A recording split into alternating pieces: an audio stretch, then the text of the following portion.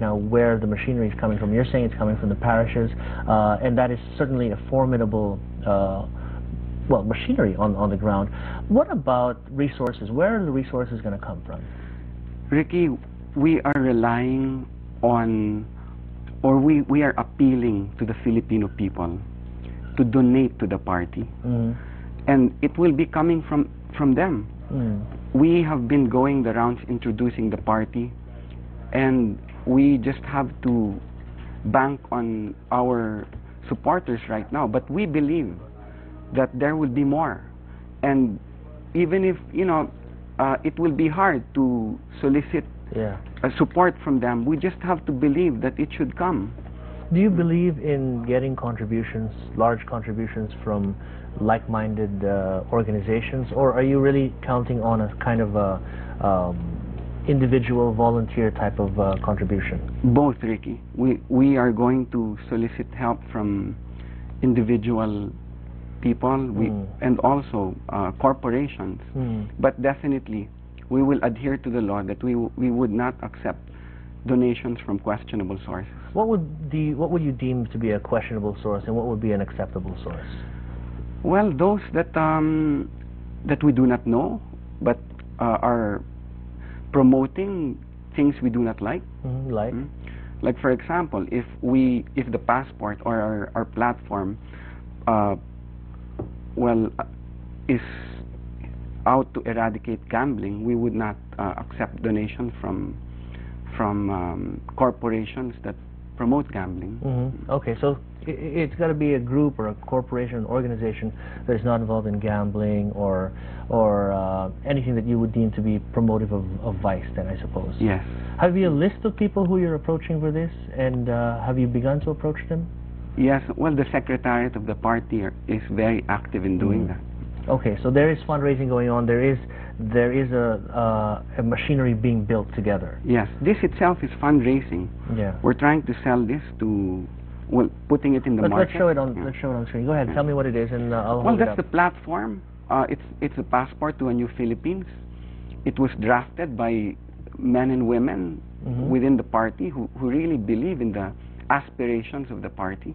Okay, I think we've sort of answered the question about what machinery you're going to use. I've put the practical questions aside. We can talk about things like what you want to do. First of all, let me ask you this, because this is the first look at people are going to get at you. What made you decide to actually do something like this? I mean, the presidency, if you're the right kind of person, could be more of a burden than anything else. It is a personal sacrifice. I've been working for Ang Kapatiran even before it became a party. I've always believed that politics should be good, it should be noble, and when it was still a movement, I was there. When it became I was very active in soliciting signatures for the accreditation and COMELEC for the party. Yeah, but what makes you want to be president? I did not choose myself.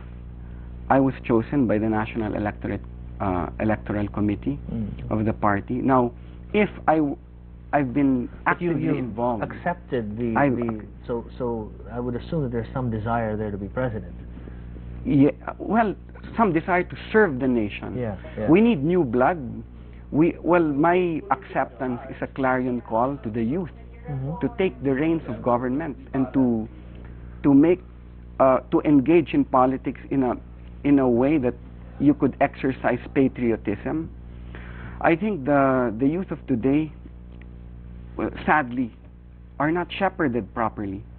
You could see the kind of politics that's being conducted by the youth. No, the politics we have in this country, it's just a mess. It's debased, it's prostituted, and idealistic young men should really assert principles and platform-based politics. Well, but they all say that. I mean, if you talk to everybody running for president, they all say the same thing. They all say, well, we stand for something. We want to do something. We don't, I mean, how do people know, how do you distinguish yourself from these other people who will be saying or already saying the same thing? Yeah, we have a radical approach to that. We are openly stating that we will or we are out to eradicate the pork barrel system. Ricky. Okay. And that's radical. Yeah, that is quite radical, because that means you're not going to get the support of the congressman. Well, that's the congressmen. The congressmen are not our constituents. What's wrong with pork barrel? Well, you get the origins of the pork barrel is already wrong. Well, even the pre-Civil War days in the United States, where pork and salt were given to slaves. And yeah, but what's wrong with pork barrel today?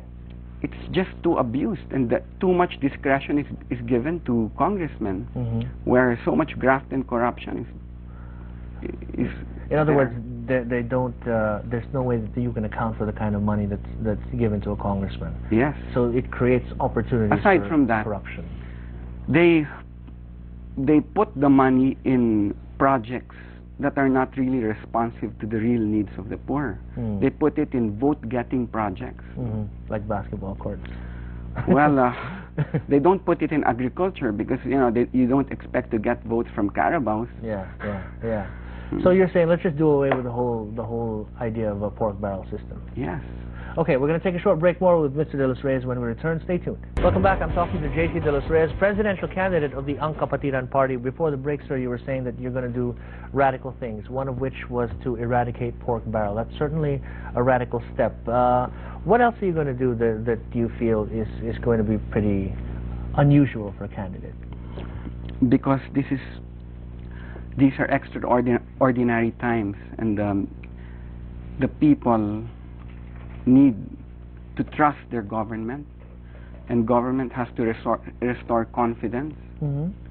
I plan to waive my rights under the bank secrecy law, myself and my wife.